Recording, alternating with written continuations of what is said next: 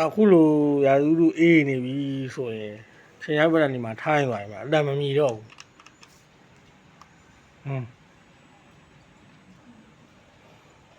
ဟိုကတူတော့မြင်းမီလေးပေါ့ဗျာမြင်းမီလေးကဒီမှာစမ်းနေရအတန်မမီတော့ဘူးအဲ့ကြောင့်ဘယ်လိုလုပ်ရမလို့ဆိုတော့လွယ်လေး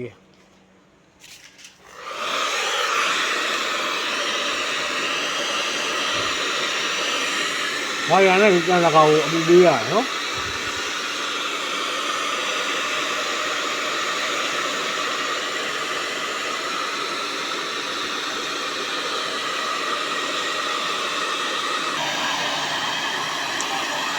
ဘာရနဲ့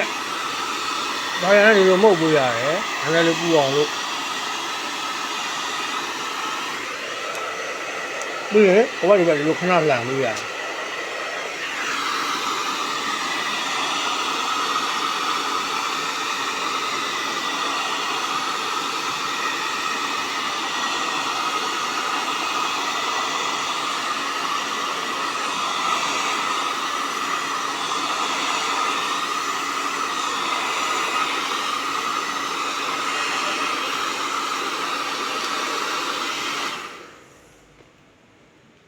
ကဲကျွန်တော်တို့မြင်းမီရဲ့ဟိုကမြင်းမီ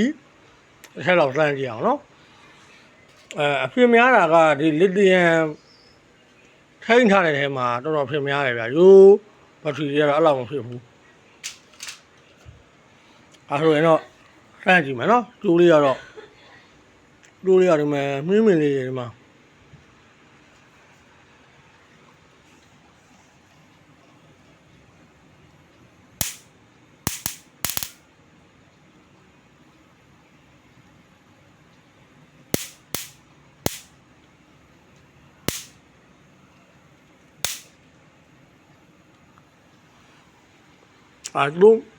တို့မြင်မြင်နဲ့စမ်းပြီးရနော်